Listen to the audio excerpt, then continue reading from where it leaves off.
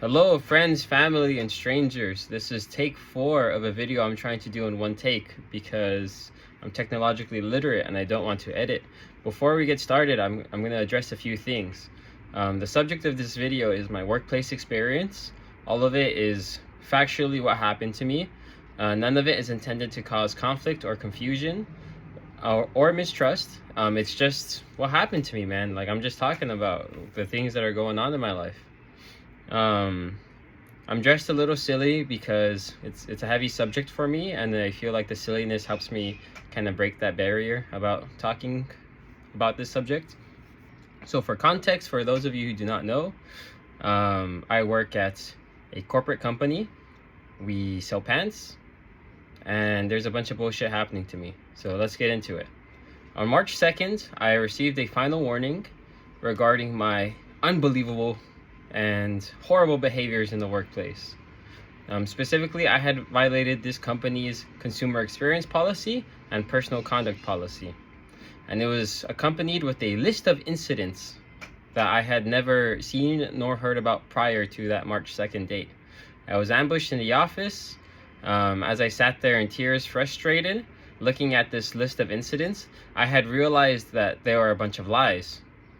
They're just talking to me all this nonsense. I don't even know what they're saying. They're just reading their scripts, frustrating me. Meanwhile, I'm reading here and I'm like, wait a minute, I remember these days and this is not what happened, or these things were made up. 2 of them specifically, I have very strong proof proving that they were, made up. A few other ones, they were just created out of thin air. I don't know. I was mad. And I tried to tell them in the moment, and they're like, listen, we already talked to HR. What you did was so bad, you don't get a written warning, and we were gonna fire you, but we like you, we see your potential, so we're gonna keep you. So now I feel as if I have this guillotine blade swinging over my head. At any moment, whoosh, chopped off, I'm gone. And that is not just, that is not a way you should feel at work. Especially when you're a good employee like me. I seem to have a decent reputation there. The customers like me. It's just the managers who don't like me because I point out when they're doing stupid shit. Okay, so let's get into this list here. So on November 28th, Daniel was coached by managers for making unnecessary comments on GroupMe that don't support the company vision or leadership team. On November 28th, it was Black Friday weekend, the busiest time of year at a mall. I was in traffic for 2 hours already when the events of this incident start taking place. And the streets were getting shut off by local police. There was no way really to avoid the traffic. It was something that was caused and manufactured by the streets being closed off, by like the insane need to shop. Okay, so my manager had sent a message in the group chat saying, just a reminder, if you're working later, leave early. Don't anticipate you'll get lucky with traffic. There's a lot of traffic. We suggested 2 hours early for a reason. Okay, and I had responded, don't worry team. Some of you may have left 2 hours early, as I did, and still arrived late. The pants will be okay, so don't stress. I will provide proof for my claim of leaving 2 hours early upon request. And that was in reference to another conversation with the manager I had, where basically she was like, yo, if employees are late, it's your fault, so get bent. Manager 1 in the group chat called me out in front of all of my coworkers, saying, as a core stylist, this is not your first year for Black Friday and should know this traffic is terrible as it's been since you've joined us. If you have additional comments, we can connect when you arrive to address your comments and concerns. Thank you. And I responded by saying, this is what I'm fighting for today, and sent a picture of my 2 cute baby cats. Now it's important to note that I had 14 hearts on that message, while the manager's message had a surprise face and a thumbs down. And it's important to know that because when I got called into the office, the managers had told me that my messages were making people feel demoralized. It was making them hate their jobs, that they were negative and sarcastic, and that I was causing issues in the workplace with them. I ended up apologizing. This is a huge theme for this final warning, is when the employee apologizes over and over, this is the lengths these people will go against you. Okay, December 8th.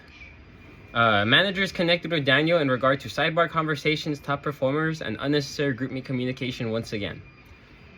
That is completely not what happened. December 8th, I was talking to a coworker, and I'm a funny guy, so I had him smiling it up and laughing. He go hee hee hee. The big boss manager walks by, and as they're walking by, my coworker goes from hee hee hee to, and just starts, not even, I was looking up at the camera, he just looked straight down at the ground.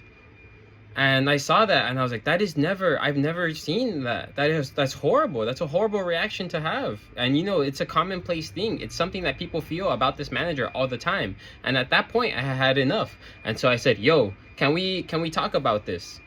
And so we had a meeting about it. And I have been quoted by another manager who was physically present during that meeting as asking the main manager, the boss manager, I had asked them, have you ever thought about how it feels? Let me restart. Have you ever thought about how it feels to ruin someone's day as you walk by them? Because that's what happens. This person has such a negative presence in the workplace that people go from being happy and being themselves to just completely sealed. That's awful. And so that's what that conversation was about. I have messages of being thanked afterwards for my feedback, and they were reflecting on it. Let me just add this in too. The next day when I went back to work, the sub managers were all thanking me and applauding me for bringing this up. They congratulated me, and to see this months later written on my final warning as he's talking. We talked to him because he's a bad employee. Instead of that applause I was getting for what I had done was insane. Also, during that meeting on December 8th, it was crazy. It was crazy work, because when I'm trying to describe hey manager, you make people feel bad. I feel like shit when I'm around you. The manager had told me that those are feelings of being guilty and being caught. And it made me think guilty and being caught. I'm just trying to clock into work. I'm not even trying to think about you. I'm trying to avoid you, and you make me feel like shit by just simply being around. So that's December 8th, okay? On my final warning, it says that I'm a bad employee and I was getting talked to. January 15th, negative comments. Oh, let's see. Daniel was overheard and coached by managers for making negative comments about the company's values and behaviors that are posted in the break room boards. That day, I was taking my break. I'm a person who reads signs. I'm looking around. Oh, look, there's this sign. Let's read it. Values and behaviors. It has things like performance, own the result, and achieve our full potential. Originality, be bold, authentic, and innovative. Integrity, do the right thing even when it's hard. Put the needs and health of the company above any individual or team. What the hell? One of my coworkers, when he heard me read that out loud, he was like, what? And I was like, yeah, you know what? That sounds strange. Put the needs and health of the company above any individual or team. And so when I said that out loud, the manager gang rolls in. Two of them, they talk to me. Oh, well, yeah, actually, that's about how when you don't take your break when you need to. And I'm like, sure, okay, yeah, I understand now. Thank you for clarifying. And that was the end of the interaction. And to see that months later, saying that I was making negative comments about, what negative comments did I make? I read it out loud and asked, what does that mean? I asked the question. January 29th, this one's a doozy.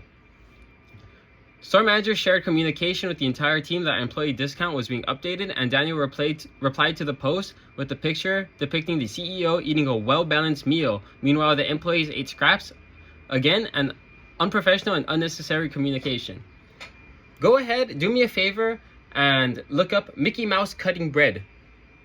Okay, you're gonna see a GIF. You're gonna see a video of Mickey Mouse and the gang. They're all starving. They're rationing out thin little slices of bread because they're starving, man. They're going hungry. They have no money. They have no food. Okay, that's the point of what's going on, right? You can go ahead and verify it with your own eyes. That is what you will interpret when you watch it. Okay, I had sent that GIF with the title, "The company's CEO eating lunch with their staff." Now, the implication was that they're starving. Why would I send that right after they send a post about how they're reducing our employee discounts? Right after they had increased the prices of the items in the store? I don't know. You tell me what the correlation there could be. How these people interpreted it, apparently, was that I sent the CEO eating a well-balanced meal, meanwhile the employees ate scraps. If I wanted to do that, I would have sent the meme of like the big fat dude drinking all the water while the little African kid gets like little droplets. That would depict that far better. And so this one is up to interpretation, I guess. If you want to interpret it like a bozo, go ahead and be my guest. You have a fair point then. My bad. Again, me apologizing. But, you know, to most normal, like, sensible people, that's not what they understood at all. The implication was that the CEO themselves are starving. When they told me about this in the meeting, they were trying to hype it up to be some insane thing. Oh, well, you're, like, defamating, this is defamation against, like, the CEO. Like, you're threatening her. And I was just like, okay, dude, like, that is such a far-gone conclusion. These people are demented. And during the meeting, so on March 2nd, I got this final warning. I went back March 3rd with a whole document responding to these incidents. And during this part, I told them, you know what, whoever came up with this, whoever wrote this down, needs to have their ability to comprehend what's in front of them reevaluated, because they are clearly incapable of understanding what they are looking at. And I hope it was one of those two people in the room. Okay. February 9th. Daniel was asked by his supervisor to say his name to all consumers. He assists so that sales could be assigned to him, and Daniel gave pushback. Okay. I had apologized for being like, nah, I don't want to do that. But the truth of the matter is, I don't give out my name at work. My name still gets assigned with the sales. How is that possible, you may ask? I don't know, because I have a fucking name tag here. How's that? I didn't say my name. How did they get my name? That's impossible. He must be insubordinate. And so they wrote this down, even though I still had sales assigned to me that day. I was still like one of the top sales performers. As a matter of fact, I consistently am. But I'm not giving out my name though, which means I'm not doing my job. I'm not helping anyone. Okay, so again, that one's ridiculous. The second part of it was that I didn't want to complete this little virtual training thing that we do. And, let me explain what they wrote down. Daniel was asked to complete a training module by his supervisor, and Daniel said it was unproductive and that he would complete it later. There was no training module completed. It's a company tool to expand the stylist knowledge. Okay. That is just not true. That's not what happened. The little training things that we do, I actually really like them because you just like read some like unimportant stuff. You answer questions, and then you get to play little games on the phones. And I consistently do them because I like to play the little games. You can go ahead and see I have a history of scoreboards and points and stuff. You see that I do the trainings, okay? And you can also see that I know the products because, again, I'm one of the more helpful people in here. Attestifiable by, I'm making up languages. Attestable by coworkers and consumers alike, okay? I also hate that I call them consumers. That's so disingenuous. The actual thing I complained about was about these little slips of paper that we write our name down on, but it doesn't even matter. Like, they just made up what it was about, and without even asking me. None of these things were double checked with me. Okay. The last one says, Daniel has recently demonstrated insubordination towards multiple members of leadership regarding the use of new fitting room tools, specifically the practice of asking consumers for their name / providing his name to elevate the consumer experience. Daniel is not aligning with reasonable requests to deliver on company plans. Okay. This one might be proprietary and confidential information, so I'm actually just going to gloss over it. The point is that we're being asked to do something new. I didn't want to do that because it makes people feel uncomfortable. Actually, it's not proprietary. I can totally talk about it. We're supposed to ask people for their names at work. Like we're supposed to ask the customers for their names to like try on clothes. And it's just weird. My experience with it is that people don't really like it or don't understand. Hey, why do you need to ask for our name? And I'm like, I don't know, dude. Listen, I'm listening to the big guy. You know, they just want me to do it, I guess.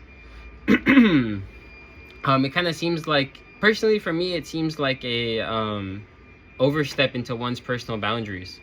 And so a lady from corporate was there walking around that day. It was February 22nd is when it took place. They didn't even bother to put a date on it, okay?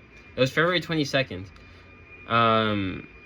The corporate lady was walking around there with the manager, and they're in the fitting room taking pictures of the little new whiteboards that we have in there, the little boards and the markers. And I was like, hey, if, I could just have a minute to give feedback. I don't think the consumers really like it when you ask for their names. And then the corporate lady was like, okay, well, think about it this way. Like, it's about your approach. Like, it's your fault. Like, when you think about it this way, when you go to order coffee, do you even notice when they get your name? And I was just, I didn't have much of a response. I was just like, okay. And she was like, okay, you know what? Let's role play. You order a coffee for me. And already knowing that this is apples to oranges, that there's a completely different purpose in ordering and giving your name when you're ordering something versus trying on pants at a store. I go along with the role play. I'm like, can I have one coffee, please? And she's like, okay, how do you spell your name? I said, my name's Daniel. And she was like, okay, Daniel, here's your coffee. And she's like, did you even notice that I got your name? I was like, no way, no. And like little clapping seals, they applauded themselves, and they were going to just hightail it on out of there before I could say anything else. And then a guy is walking down, a customer, to try on some pants. I'm like, hold on here. There's a guy trying on pants. Let's put this in use here. And so the guy walks up. I'm like, hello, sir. How many things do you have? And he shows me he has 3 things. I'm like, sir, what's your name? And he's like, what? And I'm like, sir, what's your name? He's like, why do you need my name? I don't understand. And I'm like, sir, like, how do you spell your name? And by that time, he's already in the fitting room. And he's like, my name's Chris. And he slams the door on me. And he's mad. He's frustrated. And then so I write down Chris. I write down 3. And I turn to the ladies, to the corporate lady and my manager. And I'm like, well, he didn't seem to like it. And the corporate lady was like, well, it's not a one-size-fits-all situation. And not a one-size-off situation. Maybe it was a language barrier. And I was like, what do you mean language barrier? He spoke to me in English. I have his information written down right there. And it's because he's brown with slanted eyes, So maybe it was a language barrier. Maybe we're speaking some other language. And that was the incident. And they wrote it down here as me being insubordinate when I never said that I wasn't going to do it. As a matter of fact, I'm one of the only people who still write down the names. Because I don't know. It's because I'm a clown. Look how I'm dressed. That's my whole point of being a job there, is just to be a bozo and a clown. And, and they treat me bad even though I do it so good. Okay? So, that's it for the final warning section of the video. Okay. Again, they gave this to me on March 2nd. I went home crying and frustrated. I wrote this up. I went back the next day and I told them, hey, this is wrong. Like, we need to do something about this. I need an apology and I need it undone. They told me they cannot undo the final warning. They cannot undo warnings when they're given out, is what they told me. And that's a very important detail, that they cannot undo the warnings. Okay. During the next few weeks, I experienced nothing but patronizing comments. Suddenly, they're so nice to me, and they keep shouting me out, and they keep congratulating me on my hard work. And it's incredibly frustrating because I'm doing the same thing I've done my entire time working there, and it's just continually, now definitely it's undermined by this final warning. They're trying to characterize me as an asshole, as a bad worker. Okay, eventually it gets to a point where I'm like, I need to talk to someone about this. This is too much. I cannot talk to HR about this because you already talked to HR and HR said to fire me. Clearly, they never spoke to me about any of this. So clearly they don't give a fuck. They're not there to help me. Okay, so I try to set up a conversation. Let's see, now this is when we get the old book out and we get the files here. I try to set up a conversation with the district manager. I hear that he's in the building. I call the store ahead of time at like 1 p.m. And I'm like, hey, like, I need to talk to this guy. Is he going to be in the building at the start of my shift? They're like, what time are you starting the shift? 6 p.m. Yeah, he'll be there. He's in a meeting right now until 5, but he'll be here by 6. Okay. I go to work like 45 minutes early. And maybe because I called ahead or something, I don't know. He seems to have hightailed it on out of there. They tell you, oh, you just missed him. Really, I just missed him at 5:15, even though he was supposed to be here till 6. Okay, whatever. I still need to talk to him. This is inexcusable. So we set up the phone call. Okay. On the phone call with the district manager, I tell him, hey, this is causing me a lot of stress. A lot of these incidents on the final warning are not true. He told me that he had messaged HR already and that it couldn't go any faster. It turns out my HR agent lady, apparently, or whatever excuse they gave me, apparently she was on vacation living it up. I'm like, okay, whatever. I had told them, you know what, HR, I don't even like them. Like they said what I did was grounds for termination without ever like talking to me about it or without even investigating it. And then right away my district manager is like, I could imagine, again, it was over the phone, but I can imagine him. He was parked in his car. He said, it's not wrong for termination. It's not wrong for termination, Daniel. I'm like, I didn't say it was. Damn. I didn't say it was at all. And then he's trying to explain to me, like, oh yeah, HR could have said that. They could have said it was grounds for termination because of this or because of that. And you're just misinterpreting it. It wasn't supposed to be a threat. Okay. I told him that's hypocritical because the company has been accusing me this whole time of misinterpreting my messages. My bad. I told him it was hypocritical because the company has been misinterpreting my messages this entire time, and now they're gonna try to say that I'm the one misinterpreting things. Like, it, whatever. And then again he repeats, oh, it's not wrong for termination. And then he told me, well, what about that time you sent the thing about the bread? And that was a little shocking that he said that, because at the start of the conversation he was like, Daniel, like, I don't know your situation, you know, I'm not clued into it, I'm not involved. But then right away, as soon as I start cornering him on something, he's like, oh, well, what about this time you sent the photo of the bread? Okay, so let's see, let me just catch up. This is a live reading now of my notes. Let's see, I posted the photo. Again, I apologize. Oh, would you look at that? I'm apologizing for something I don't think I should have. Whatever. Let's see. I asked, what about the other incidents? Specifically the ones that I can prove are untrue with my photos. And then my district manager told me, oh, HR will handle that. Okay. Then, using the opportunity I had, I asked about some sales goals that we have in the store and how I thought the sales numbers that they were putting up, our goals, were a little unachievable and a little unrealistic. You know, evidently they were done by someone who doesn't even work in the building, and doesn't even know the process of how we collect the sales goals. Now, the process is very ridiculous and very flawed, with many steps in the way going wrong. First of all, they want you to start it by handing out a little piece of paper with your name and employee number on it. You're just supposed to hand it to the person and be like, here, take this and take it to the register, right? I work in the fitting rooms. You would not believe the volume of little papers that end up on the floor in the fitting rooms, especially when they first started doing it. Now nobody does it because it's stupid and a waste of time. But some people still do it, and it's still stupid and a waste of time. Meanwhile, I'm out here still consistently being top sales goals, and I don't even say my name to people. I don't hand out these little pieces of paper. It's almost as like if you help people, and if you have the name right here, they'll be like, yo, this guy helped me out. Or they ask me for the name if they can't read it, and I happily give it out then.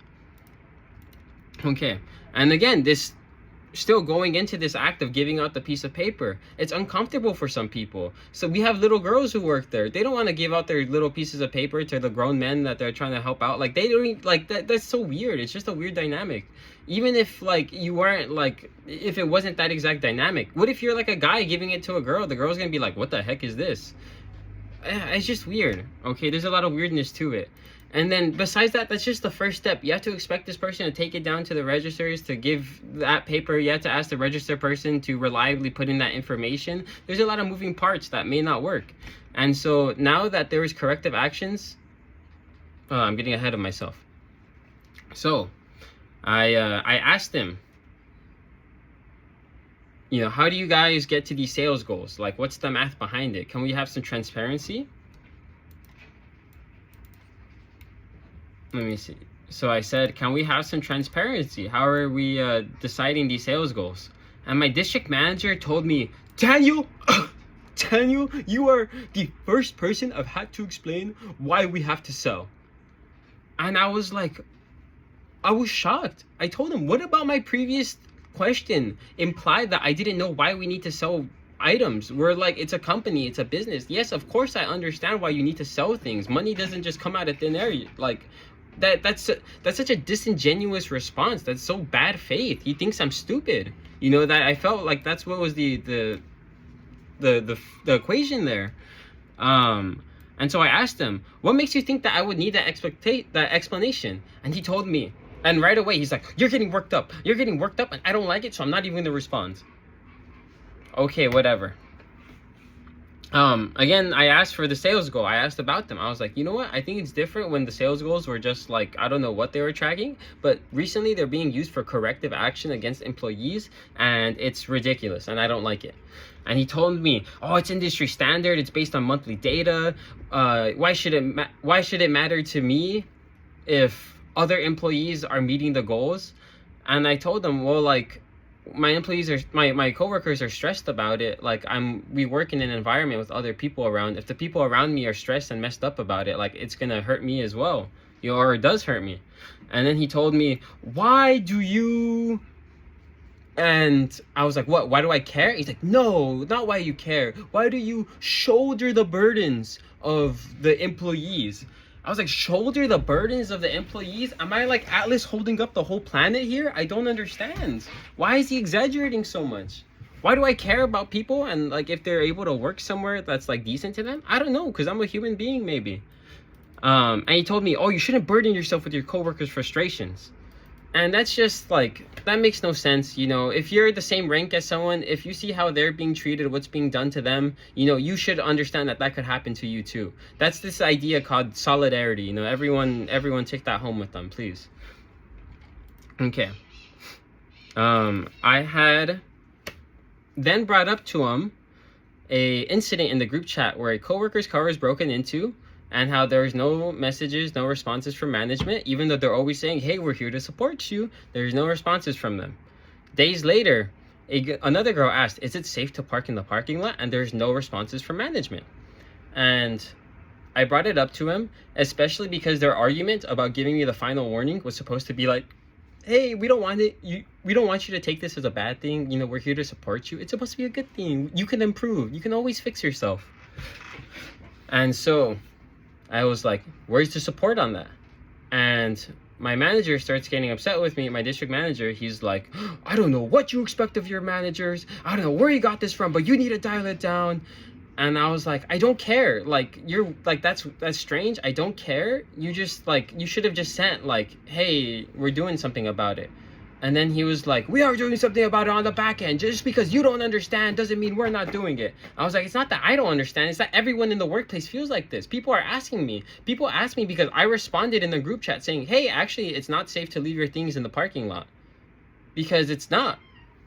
And your expectations of managers are too high. I don't know what you want us to do. Let me tell you, one Christmas, I worked here for years. I was like, I told them, I don't care about your Christmas. I just needed you to send anything in the group chat, like a suggestion, like, hey, don't leave your valuables in there. And he's like, no, I'm getting my piece in. I'm getting my thoughts in. One Christmas, I got all the gifts stolen from my car, and I didn't blame my managers. I didn't blame them at all. And I was like, I don't care. You just had to say something in the group chat if you're really here to support your employees. Okay. Eventually, he quiets down and he's like, okay, we'll send something in the group chat, and they do it next morning. I don't know, whatever. Just a little future note for that. That the person who got their car broken into, the company was supposed to go and help them. They sent them the information for like a help hotline. You can get financial aid for stuff, but after making the employee jump to 1,000,000 hoops, they didn't help her at all. So there you go. That's how much help and support they're there to give you. By the end of the conversation, I'm like, look, all of this could be fixed if I just get an apology and if you guys just undo my final warning. And then my district manager gives me a snarky ass response. He goes, well, an apology should go both ways. As if I haven't apologized 1,000,000 times already. I just felt ignored after that phone call. The date for the HR meeting was set on April 14th, and we hung up, whatever. Okay. Now, April 14th happens. I have the HR meeting with my district manager and with the lady from HR who came back from her vacation.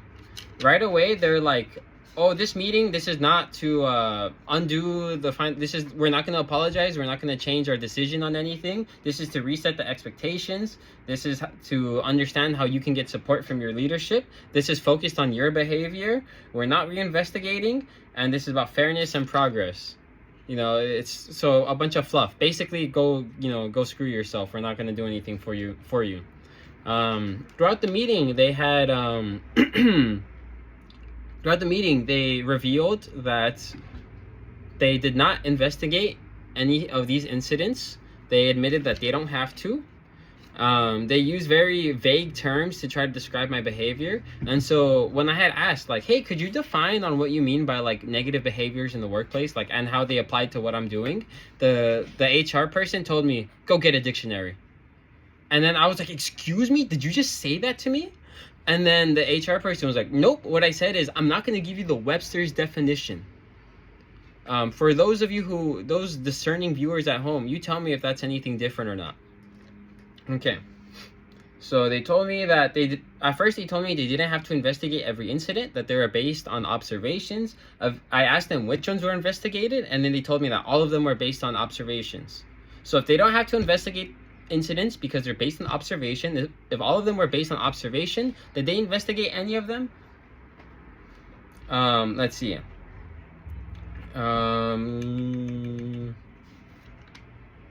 And then I cornered them again on the picture about the CEO with the scraps, and they just keep bailing each other out by repeating the same stupid like crap about like, oh well, we're not here to debate the facts, we're here to discuss your behavior and how to improve on it. Okay. Something weird in the meeting is my district manager specifically named 2 managers as ones who reported me for incidents where there is no specific name given for who it was or specific title for who it was. He pointed out 2 managers who I know for a fact did not report me for that. And the fact that he used 2 specific, like the names of 2 specific managers, it makes me feel like this is not like he's trying to make me feel like I can't trust anyone there. Because why would you try to involve 2 people who are completely unrelated to the situation?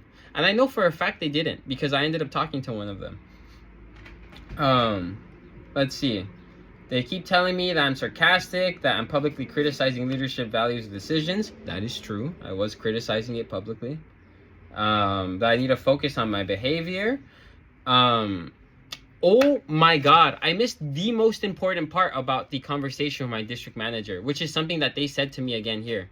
During my conversation with my district manager on April 8th, he told me, anything you say about this outside of work will be used against you.